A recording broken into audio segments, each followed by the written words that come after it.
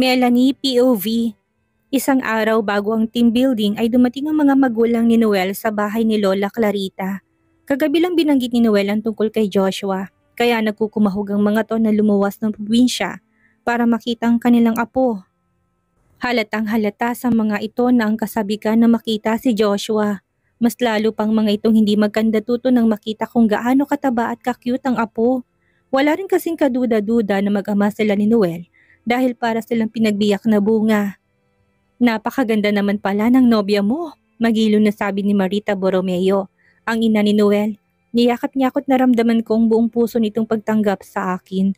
Ganon din ang ama nitong si Noel Borromeo Sr. Nagtungo kami sa restaurant ni Laika ng gabing iyon upang doon kaming lahat mag-dinner. Naroon din si Jane, ang anak ni Laika. Ilang beses na rin silang nakita ni Joshua para sa playtime at magkasundo ang dalawa. Palibhas ay magkaedad lang ang mga to. Bago magsimula ang dinner ay dumating naman si Miguel. Nagulat ako na makita ito. Ibang-iba ng itsura nito ngayon. Wala na itong reading glasses at hindi na rin to yung simpleng manamit. Dati mukhang napakabait nito, ngunit ngayon ay nakaka-intimidad ang dating. Si Miguel ba yan? Bulong ko kay Noel. Obvious ba? Baliwalang sagot ni Noel. Ang gwapo, pusal ko. Kumunot ang noon ni Noel nang tumingin sa akin. Crush mo na. Huwag mo sabihin ayaw mo na akong pakasalan dahil mas gwapo na siya ngayon. May selos sa himig ng boses nito. Baliw ka? Ibig ko sabihin mas gwapo siya ngayon pero mas gwapo ka pa rin. Natatawa kong sabi. Tumawa lang si Noel. Alam naman itong mahal na mahal ko siya at totoo rin ang sinabi kong mas gwapo siya kaysa kay Miguel. Ewan ko nga lang sa paningin ni Laika na kanina pang lihim na pasulyap-sulyap kay Miguel. College days pa lang ay maporma na talaga si Noel kaya nga siyang heartthrob ng school. Samantalang si Miguel naman ay gwapo na rin noon, ngunit napakasimple nitong manamit at kumilos. Para siyang gwapong nerd noong panahon na yon. Ngunit ibang-iba ng itsura nito ngayon. Napakagwapo na nito at mapagkakamalan mong isa siyang modelo. Pati ang katawan nito ibang-iba na rin. Nung huli ko siyang nakita ay average body type lang ito. Ngayon ay lumaki na at naging masela ng katawan nito. Mukhang maraming makakaribal si Laika dito ngayon na. Bilang babae ay ramdam ko na mahal nga nito si Miguel. Nakaramdam din ako ng awa sa kanya dahil kita kong kirot at lungkot sa kanyang mga mata dahil sa napakalamig na pakitungo sa kanya ng dating nobyo. Nagpaalam si Laika para pumunta sa restroom. Pasimple naman akong sumunod sa kanya. Naabutan ko siyang umiiyak pagpasok ko ng banyo. Nang makita niya ako ay agad tong nagpahid ng luha at parang nahihiyang tumingin sa akin. Pasensya na, nakita mo pa yon, nahihiyang sabi nito. Kung gusto mo na mapagsasabihan ng problema, pwede ako makinig, wika ko. Ilang beses na rin kami nakita ni Laika dahil sa playtime ni na Joshua at Jane. Naging komportable na rin kami sa isa't isa at nagsasabihan ng mga problema. Muling pumatak ang mga luha ni Laika. Naawa ko sa kanya kaya nilapitan ko siya at niyakap. Naramdaman ko mas lalo pang lumuha si Laika. Ang kwento ni Noel ay 6 na taon na rin itong nagdurusa mula nang itakwil ng mga magulang. Wala na siyang masyadong kaibigan. Dahil sa bumaba ng estado niya sa buhay at higit sa lahat, tinalikuran na rin siya ni Miguel. Tanging ang anak na lang nitong si Jane ang nagpapalakas dito. Dahil na rin sa sariling sikap kaya ito nakapagpatayo ng sariling restaurant. Naramdaman ko na parang gumaan ang loob niya nang kausapin ko siya dahil ngayon lang yata ito nakakita ng taong pagsasabihan ng hinanakit. Kung babalikan kong nakaraan namin na hindi ko akalain na magiging ganito kami ka-close ni Laika ngayon. Iba nga talagang nagagawa ng pag-ibig. Natututo tayong umunawa sa nararamdaman ng iba. Lalo na yung pareho kayo nagmahal at nasaktan. Nang mawala ng pamumula ng mga mata niya ay sabay kaming bumalik sa dining table. Lihim ako nakamasid kay Laika dahil nag-aalala pa rin ako sa kanya. Hindi naman nakawala sa aking paningin ang lihim na paghabol ng tingin ni Miguel sa dating nobya. Hindi ako pwedeng magkamali. Pag-aalala at pagmamahal ang nakita kong sumilay sa mga mata nito. Lihim ako napangiti. Oh, so nasa face lang pala sila ng taguan ng feelings. Nagkakamali si Laika sa pag-aakalang wala nang pakialam si Miguel sa kanya. Biglang gumaan ang aking pakiramdam at nakangiti akong umupo sa tabi ni Noel. I'm so jealous kay Mommy. Nakita niya si Joshua nung pinanganak mo siya.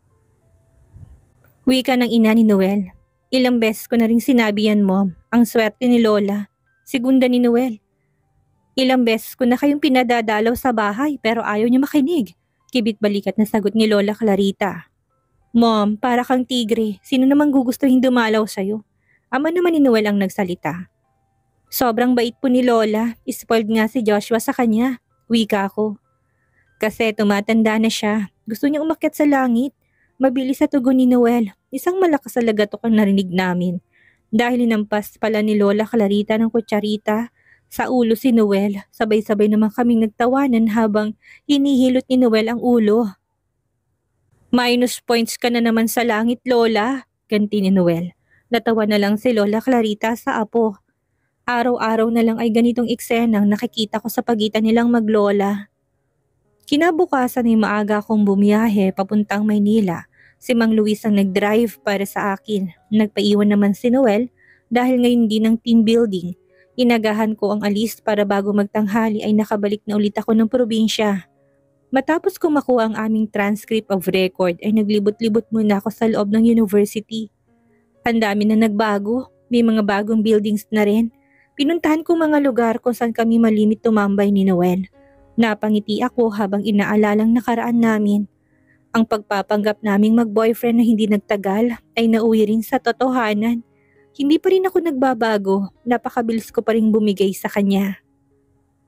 Dahil ganun din naman si Noel, hindi pa rin siya nagbabago. Sobrang kulit niya. Hindi niya ako tinatantanan hanggat hindi siyang nananalo. Lagi niya akong binablackmail or ginigipit, makuha lang ang gusto niya. Nang matapos ako maglibot sa university ay naisip kong dumaan na muna sa kondo ni Noel. Doon pa rin siya nakatira. Ang sabi ni Noel sa akin na hindi talaga siya lumipat ng tirahan dahil umaasa siya na isang araw ay babalik ako at susulpot na lamang bigla sa kondo niya.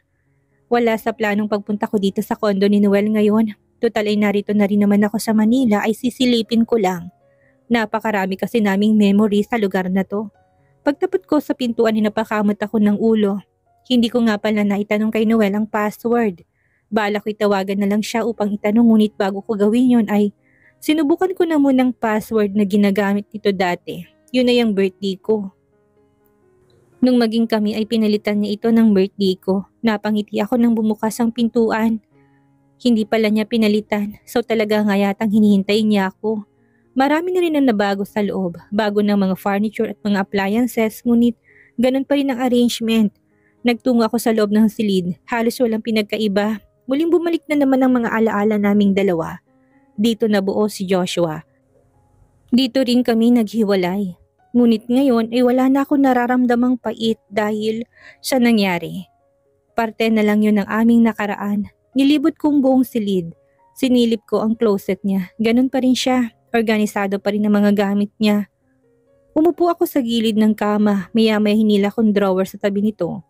Napakunot ang aking noo nang may napansin akong itim na bagay sa loob. Kinabahan ako sa nakita.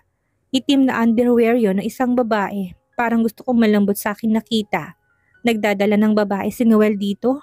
Nangangatal ang aking bibig sa natuklasan. Buong akala ko'y si Laika ang aking karibal. May ibang babae pa pala siya. O mga babae. Ang kapal ng mukha niya sabihin na ako lang nag-iisang babae sa buhay niya. Pumikit ako tumingan ng malalim. Kinuha kong underwear at sinilid ko sa aking bag. Isasaksak ko to sa pagmumukha ni Noel oras na magkita kami.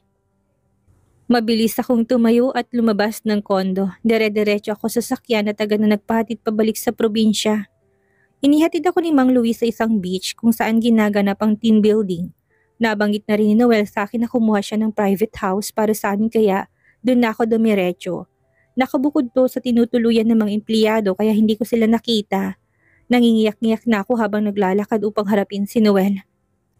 Araw-araw na lang siya nagyayang magpakasal tapos may kababalagan pala siyang ginagawa. Pagpasok ko sa loob ay nagulat ako na makita ang buong pamilya ni Noel na naririto ngayon. Ganon din sina Miguel at Laika, pati sina Kuya Albert at Ate Mila ay naririto rin.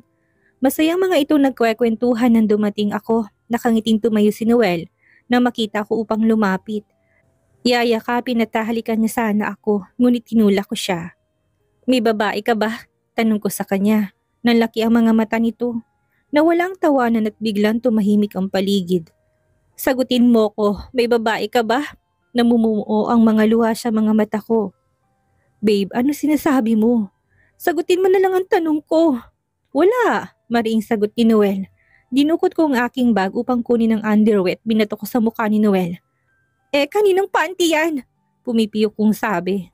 Pagkatapos tumama sa mukha ni Noel ang panty, ay nasalo niya ito bago pa man mahulog.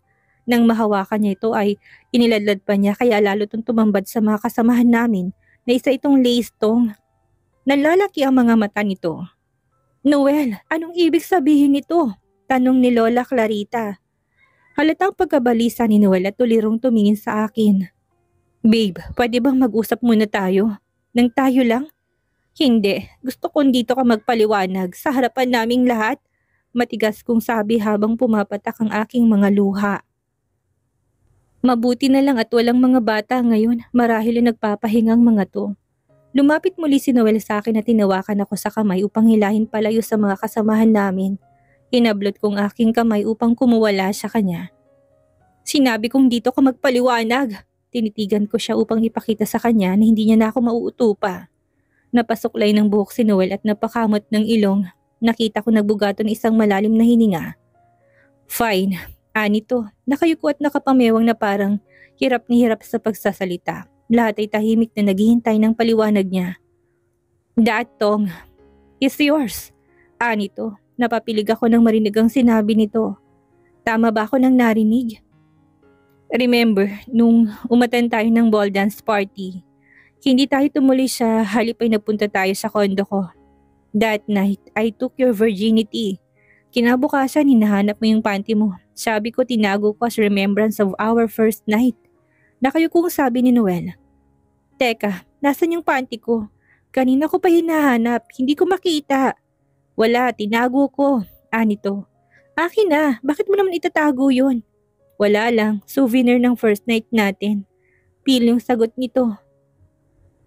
Manyak ka? Natatawa kong sabi dahil alam ko namang nagbibiro lang ito. Hayaan mo na yon, ito para sa'yo. Anito tinabot ang bag sa akin. Kinuha ko naman yun at nakita kong pares ng underwear, isang casual dress, sandals, toothbrush at hairbrush na pambabae. Napatakip ako ng bibig nang maalalang nangyari. Paglingon ko sa mga kasamahan ko ay nakangangang mga to. Bigla kong pinamulahan ng muka dahil sa sobrang kahihiyan. Hiyang-hiya ako at inis na inis kay Noel. Sana hindi na lang niya sinabi yun kahit pa magalit ako. Babe, mahinang tawag nito at lalapit sana sa akin pero inis akong lumayo upang takbuhan ang nakakahiyang sitwasyon. Hinabol ako ni Noel at inabutan na niya ako sa labas. Pinigilan niya ako sa braso. Babe, galit ka pa rin? Sinabi ko naman sa'yo wala nga akong babae. Tanong nito sa akin. Bakit pinangalandakan mo doon na panty ko yun? Nakakahiya, nandun pa naman si kuya. Binulatlat mo pa sa harapan nila. Niyak pa rin ako sa sobrang kahiyan. Sabi ko naman sa'yo mag-usap muna tayo, kaso ayaw mo pumayag, ani Noel. Kahit pa magalit ako, hindi mo pa rin sana kinuwento yun. Para tuloy gusto kong magpulagi sa sahig. Babe, huwag ka na magalit. Balik na tayo dun please. Pagsusumamo ni Noel. Ayoko, wala na ako mukhang iharap sa kanila. Uuwi na lang ako.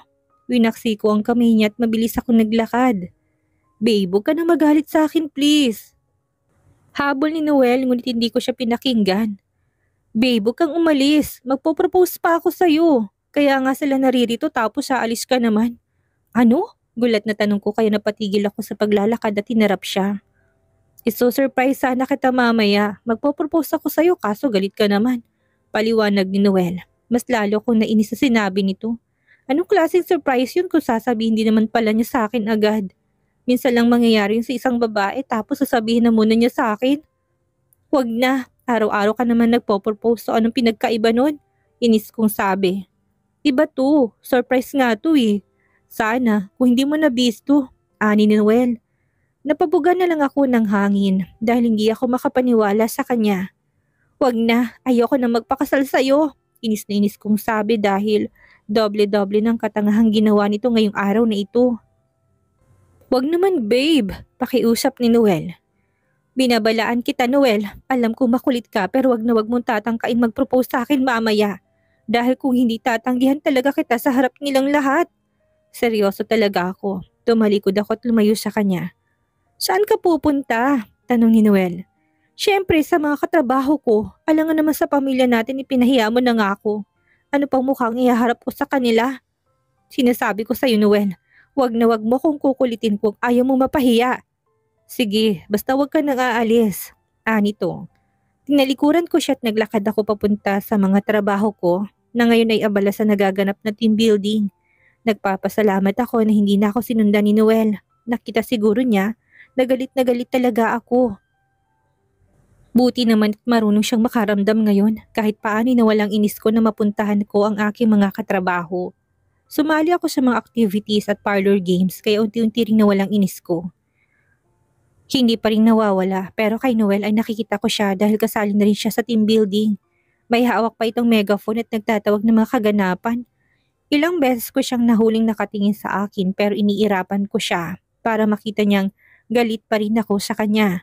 Gusto ko sanang puntahan si Joshua nung break time namin kaso nahiya pa rin ako. Nag-iipon na muna ako ng lakas ng loob bago harapin ang pamilya namin. Namaya na ako pupunta doon kapag tapos na ang team building. I'm sure naunawaan naman nila kung anong nararamdaman ko ngayon. Medyo dumidilim na pero nagkakasiyahan pa rin ang lahat. Tapos ng activities kaya parang party na lang ang nagaganap ngayon. Napakaraming pagkain ang ipinahanda ng kumpanya kaya naman lalong nag-enjoy ang napakaraming empleyado habang nagsiswimming naman ang iba. Kanina pa rin ako kain ng pakwan kaya naman pati pantog ko'y lumaki na rin. Nagtungo ako sa restroom kaso sobrang haba naman ng pila. Napalingon ako sa dagat. Doon na lang kaya ako umihi dahil baka hindi ko na mapigilan ang pagsabog ng ihi ko. Kung maghihintay ako sa pila, tumakbo ako para sana umihi sa dagat nang mapansin kong naglalaki ang mga bato. Medyo madilim na naman kaya doon na lang ako iihi sa likod. Ayoko kasi mabasang damit ko kung sa dagat pa ako iihi. Luminga-linga muna ako sa paligid para masiguradong walang nakakapansin sa akin. At nang masigurong walang nakatingin, ay mabilis akong tumakbo sa likod ng mga bato. Umupo ako sa sulok at binaba kong aking shorts. Iihi na sana ako nang may marinig akong boses. Uy, bawal yan! Nagulat ako na marinig ang boses ng isang lalaki. Mariin ako napapikit. Nakakahiya. Bakit yan ka umiihi? Alam mo bang bawal dyan? Wika nito. Nilingon ko kung saan nagmumula ang pamilyar na boses. Laking gulat ko nang makita si Noel na nakatayo sa gilid ko sa hindi kalayuan. OMG! Deja vu! Si Noel na naman? Pwede ba umalis ka dyan? Sigaw ko dito. Bakit ako aalis? Mas nauna ako dito. Ani Noel. Kita ko sa mga mata niyang nakakalokong ngiti. Oh God, ganitong nangyari sa first encounter namin. Hoy lalaki, lumayas ka dyan. In fairness, ang puti at ang kinis. Wika ni Noel at pilyong ngumiti. Ganito rin ang sinabi niya noon. Hindi niya man lang binagong linya. Hoy manyak, akong ina ng anak mo kaya utang na loob, lumayas ka dyan. Sasabog ng ihi ko. Okay, sa isang kondisyon, ani Noel. Ay, eto na naman siya sa kondisyon niya. Ano? Magpakasal ka sa akin, ani to. Nais kong matawa sa sinabi nito. Susuplahin ko pa sana siya nang bigla itong nagsalita sa megaphone na dala-dala pa rin hanggang ngayon. Miss Melanie Rojas, will you marry me? Nito sa harap ng megaphone. Napapikit na lang ako sa ginawa nito. Ramdam ko rin na biglang tumahimik ang paligid.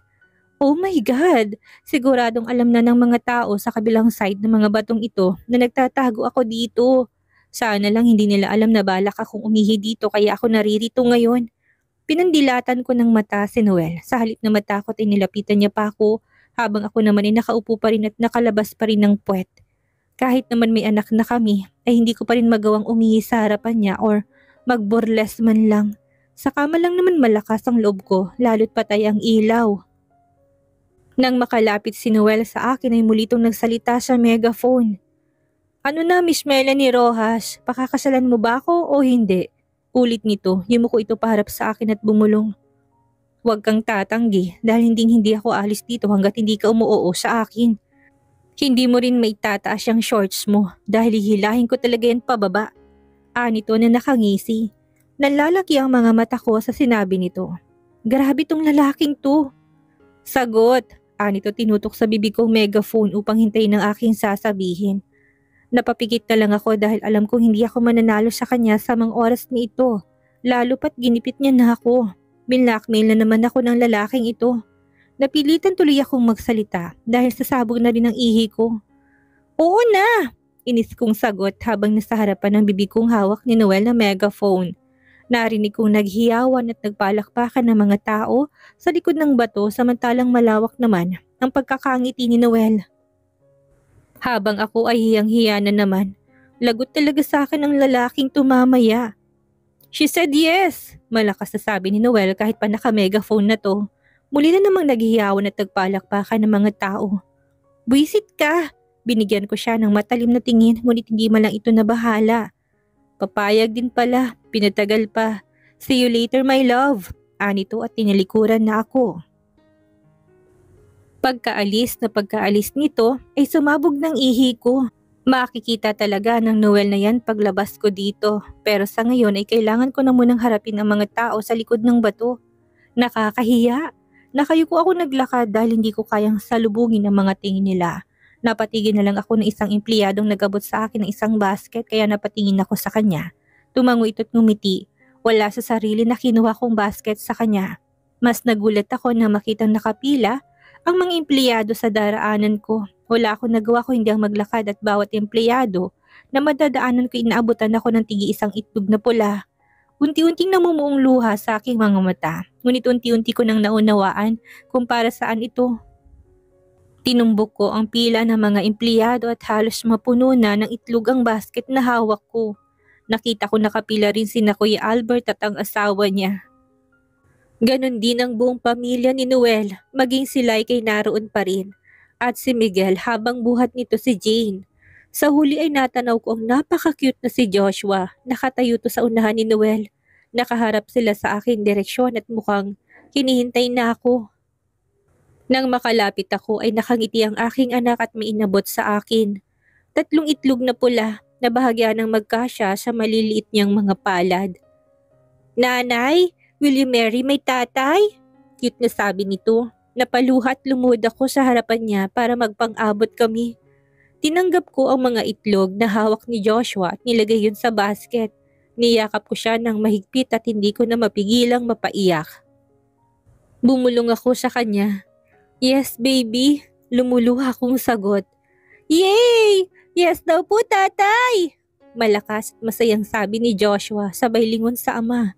Naghiyawan silang muli habang si Noel ay nakangiti pero panay naman ang patak ng luha. Tumayo ako at hinarap siya. Noel POV. Kanina pang walang tigil ang pagpatak ng aking mga luha. Hindi pa siya umuoo ay umiiyak na ako. Ano pa kaya kung ikakasal na talaga kami? Alam ko namang dun din kami patungo. Kahit pa nagalit to kanina sa akin, alam ko namang mahal na mahal din ako ni Melanie. Alam ko rin na kahit na anong mangyari pakakasalan niya ako. Pero iba pa rin kapag sa kanyang bibig mismo tumanggagaling. Nakangiti si Melanie nang makalapit siya sa akin. Ano na, hindi mo ba ako aalokin na pakasalan ka? Nakataas ang isang sulok ng labi nito. Hindi na, alam ko namang patay na patay ka sa akin. Sagot ko habang titig na titig sa kanya. Di ako na lang ang magtatanong. Will you marry me? Nito na may kinang sa mga mata. Of course, tinatanong pa ba yun? Mabilis kong tugon. So, pinlano mo bang lahat ng ito? Tanong ni Melanie hindi pa rin nawawalang mga ngiti sa labi. Mostly, pero yung pag-ihi mo, sariling script mo na yun. Tugon ko. Pareho kaming napatawa. Ilang saglit pa ay unti-unti na namang namumuo ang mga luha sa aming mga mata habang buong pagmamahal kami nakatingin sa isa't isa. I love you babe. Seryoso kong winika. I love you too. Tugon ni Melanie na ngayon ay nagsisimula na muling pumatak ang mga luha. Will you marry me? Tanong ko. Siyempre, hindi pwede na hindi ko ito itanong sa kanya dahil nais ko marinig ang sagot mula sa mismong mga labi niya. Yes, nakangiti at lumuluhang sagot ng aking mahal. Babe, I'm sorry. 6 years ago. Babe, kalimutan mo na yon. Isa lang yung pahina ng buhay natin na napunit at naghihintay lang ng tamang pagkakataon upang mabuo muli. Para ituloy ang ating kwento, tignan mo naman, bumalik tayo dito kung saan tayo nagsimula. Kusa ng kumilos ang tadhana upang itulak tayo pabalik sa isa't isa. Malambing niyang winika. Nararamdaman ko na punong-puno ng pagmamahal ang bawat salitang binitawan niya. Patuloy ang pagpatak ng aking mga luha habang sinasambit sa kanya ang nilalaman ng aking puso. Melanie, taking you for granted is something I will always regret for the rest of my life. I know I don't deserve this second chance, but now that I have it, I will make every moment count to love you better and cherish you forever, the way you deserve. At sa wakas ay naglapat ang aming mga labi at sinilis siya ng halik. Hindi lang ito halik ng walang katapusang pagmamahal, kundi halik na puno ng mga pangako, mga pangarap at mga bagong simula. Nang sundan ko siya kanina sa may batuhan ay muling nanumbalik ang alaala kung paano kami unang nagkakilala. Nais kong matawa dahil ang ganda-ganda ni Melanie, pero hanggang ngayon ay umiihi pa rin to kung saan-saan. Nang mahuli ko siyang umiihi noon, ay inalo ko siyang maging girlfriend. After 6 years, muli kaming bumalik sa sitwasyon na kailangan ko ulit siyang i-blackmail para sa pagkakataong ito ay pakasalan naman ako. Nakakatawa man para sa iba, ngunit para sa akin ay napakagandang tanawin na inaabot ni Joshua ang 3 itlog na pula sa kanyang ina. 6 years ago, hindi ko alam kung bakit sa dinami-dami ng mga babae ay parang may sariling utak ang aking mga paa na naglakad patungo kay Melanie at siya itong inabutan ko ng 3 itlog na pula at nais kong alayan ng kasal kahit pa man isa lang itong biruan. Sa ganitong paraan nagsimulang pagmamahalan namin ni Melanie at ngayon naman ay sa ganitong paraan ko rin isasara ang pahinang ito ng aming buhay upang buksan ang panibagong chapter ng aming pagmamahalan. Dito na po nagtatapos ang kwentong pag-ibig ni Noel at Melanie. Maraming salamat po sa lahat ng sumuporta at sumubaybay. Muli magkita-kita po tayo sa susunod pa nating mga istorya.